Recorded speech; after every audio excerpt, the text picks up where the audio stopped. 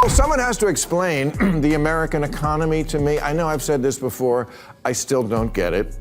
Last week was tax day, and as usual, because HBO is so generous, and I'm sure so will be if Bernie Sanders would stop saying the rich don't pay taxes. I'm sure the super rich, with their army of accountants and corporate loopholes, get away with murder. Us regular rich people pay a ton of tax. The Democratic Socialists talk about socialism like we don't already have a lot. Social Security, unemployment, Medicare, nutritional assistance, Medicaid, Obamacare, disability, housing subsidies. Again, not against it, just the same question. How can you be soaking the rich and failing the poor so bad? To buy school supplies with their own money, or people without homes, or disaster victims, whatever it is. Make the rich fucks competitive about solving it, because that's all they care about anyway, beating each other. Bill Maher just said the quiet part out loud, and Democrats are not going to like it.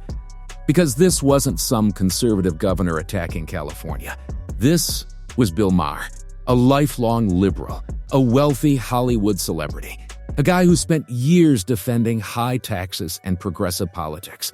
And now, even he sounds fed up. Maher went on Real Time and absolutely unloaded on the entire tax the rich movement pushed by Bernie Sanders, AOC, and the modern left.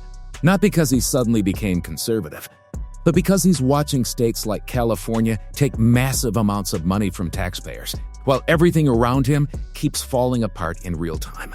Homeless camps everywhere, crime concerns rising, infrastructure crumbling, wildfire failures, cost of living exploding. And Maher basically asked the question millions of Americans are already thinking: where is all the money going? But here's where this gets really ugly for Democrats. Maher didn't just criticize the system. He admitted he's seriously thinking about leaving California completely. And when even rich liberals start packing their bags, that's not a small political problem anymore. That's a warning sign. And before we keep going, if you enjoy these breakdowns, subscribe and help us reach our first 1,000 subscribers. It genuinely helps the channel grow. Well, someone has to explain the American economy to me. I know I've said this before. I still don't get it. Last week was tax day, and as usual, because HBO is so generous, and I'm sure so will be the new owners, I paid to the government, if you add in state tax, local, sales, property, fees, Obamacare, probably almost 60% of what I earn. That's a lot. And I still wouldn't mind if Bernie Sanders would stop saying the rich don't pay taxes.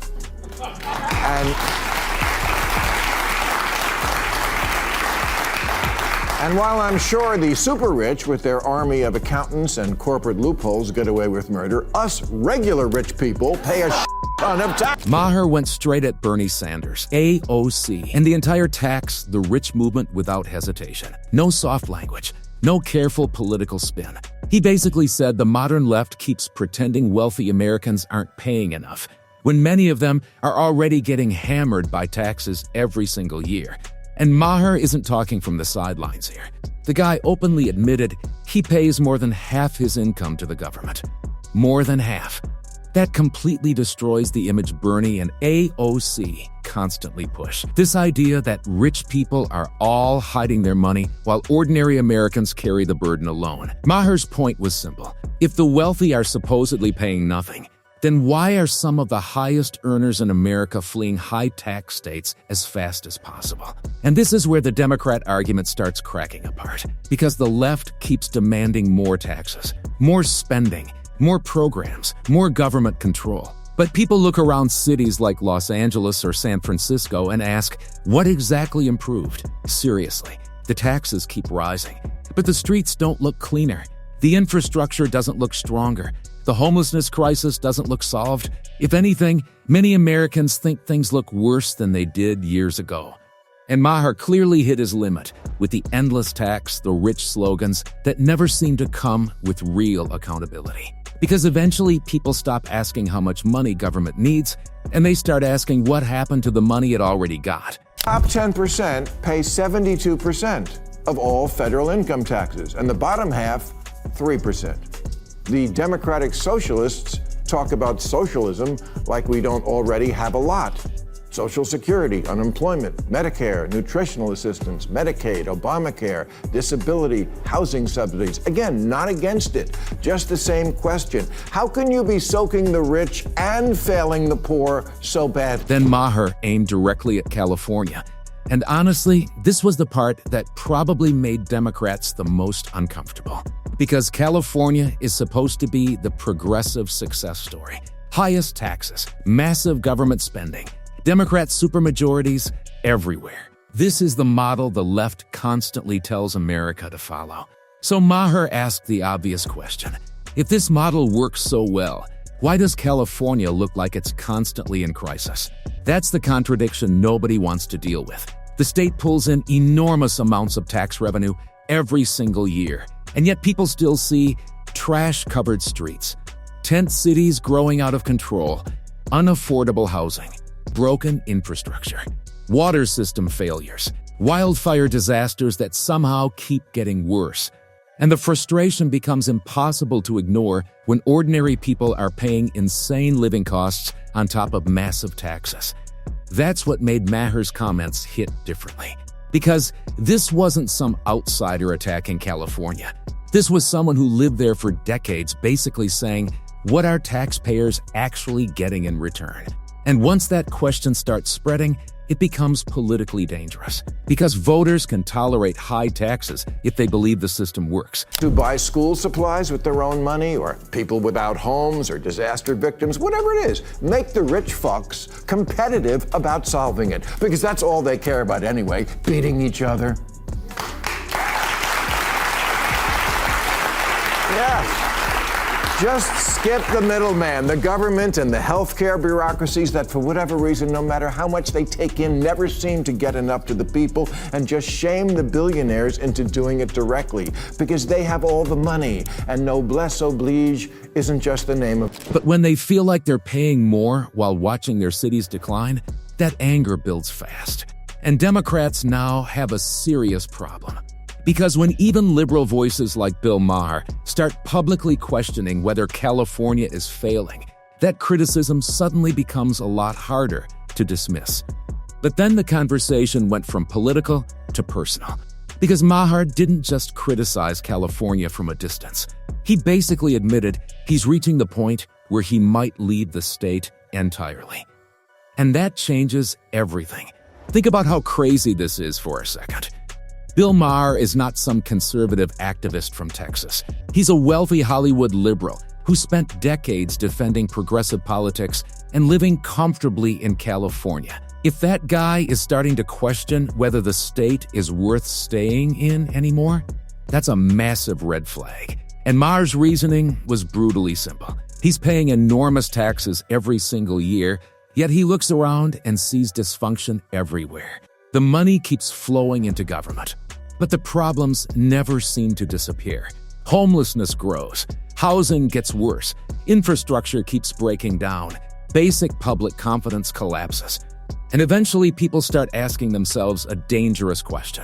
How much more are we supposed to pay before something actually improves? That's the emotional turning point Democrats should be worried about. Because once frustration becomes personal, people stop arguing online and they start leaving. And that's already happening, not just with celebrities or billionaires. Working families are leaving California too. Middle-class residents, business owners, people who simply cannot keep up with the cost anymore. And the terrifying part for Democrats is this.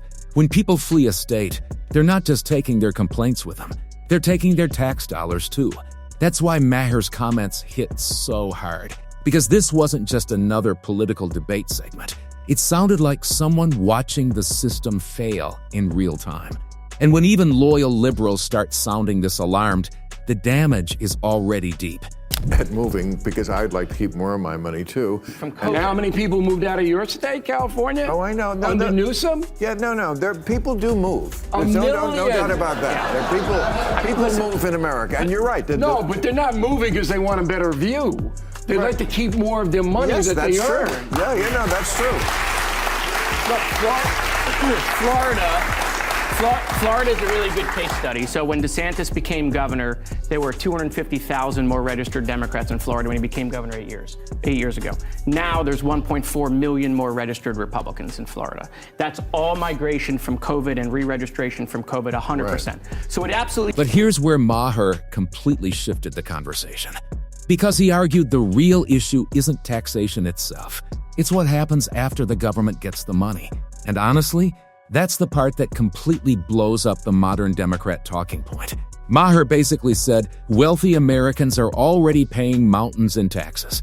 The real scandal is that nobody can explain where all that money actually goes. That's the problem. Government keeps demanding bigger checks from taxpayers, while cities keep getting worse. And eventually, people stop buying the excuse that there's not enough funding, because California and New York are already swimming in tax revenue. So where are the results? Where's the improvement? Where's the accountability? Maher's frustration was obvious. The government keeps spending billions, but ordinary Americans still deal with failing infrastructure, unsafe streets, collapsing affordability, and public systems people barely trust anymore. And this is where his criticism became devastating for Democrats, because he wasn't arguing against helping people. He was arguing against incompetence. Huge difference. Maher basically exposed the cycle that frustrates millions of voters. Government fails. Politicians demand more money. Government fails again. Politicians ask for even more money, over and over. And eventually, Americans start feeling like the system itself is broken. Not underfunded, broken. That's why Maher's comments landed so differently from typical Republican attacks. Because this criticism came from inside the liberal world itself. And when criticism starts coming from your own side, that's when political panic usually begins. Here's the truth. You're not going to get health care to these people by threatening to tax and eat the rich. You raise billionaires' taxes, they just leave the state. Or they leave the country. Or in some cases, the planet.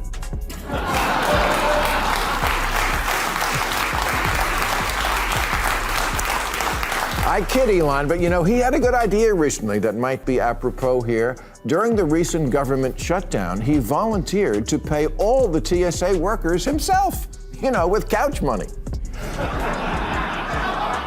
That's how super rich our super rich are. They can single-handedly fund entire government programs. Okay, so let's make that a thing. The adopt-a-cause. Then Maher threw out an idea that probably made half the audience uncomfortable immediately. Because instead of endlessly taxing billionaires more and more, he suggested something completely different: direct accountability. Maher basically said, why not assign major problems directly to wealthy individuals or private groups and force them to produce visible results? In other words, stop throwing money into a giant government machine where nobody knows what's happening. Attach names to outcomes. Make somebody directly responsible. One billionaire handles homelessness. Another tackles infrastructure. Another focuses on schools or water systems. And suddenly there's nowhere to hide. Because now people can actually see whether progress is happening or not. That was Maher's bigger point. Right now, taxpayers pour billions into government programs, and the average American has absolutely no clue where most of it disappears. It vanishes into endless bureaucracy, political infighting, administrative waste, and projects that somehow cost fortunes without solving anything. Maher's argument was simple. Accountability changes behavior. When someone's reputation is attached to results, failure becomes visible. And honestly, that idea completely clashes with the modern political system. Because Washington survives on vague promises, endless spending packages, massive programs, complicated bureaucracy, but very little direct responsibility when things collapse. And whether people agree with Maher's solution or not, his larger point was impossible to ignore. Americans are losing trust that government can actually solve major problems anymore. That's the real crisis hiding underneath this entire debate. But Maher didn't stop at California.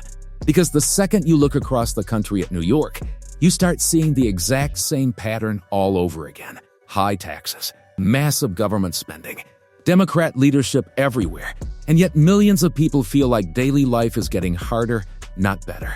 That's the part that's becoming impossible to ignore. New York keeps bringing in enormous amounts of money, but residents are still getting crushed by insane housing costs, rising living expenses, and growing frustration over crime and public safety. Families who lived in neighborhoods for decades suddenly can't afford to stay there anymore. Small businesses get squeezed. Working-class residents feel completely abandoned. And politicians, they keep giving the same speech. Raise taxes, spend more money, blame the wealthy again. But here's the problem. At some point, voters stop listening to promises and start looking at results. And the results are becoming harder to defend. That's why Maher's criticism matters politically. Because he's exposing a contradiction Democrats desperately try to avoid. If progressive leadership is collecting record amounts of tax revenue, why do so many major Democrat-run cities feel like they're struggling at the exact same time? That question is becoming radioactive. And the more people ask it, the harder it becomes for politicians to hide behind slogans. But then the story gets even bigger, because this isn't just about California and New York anymore.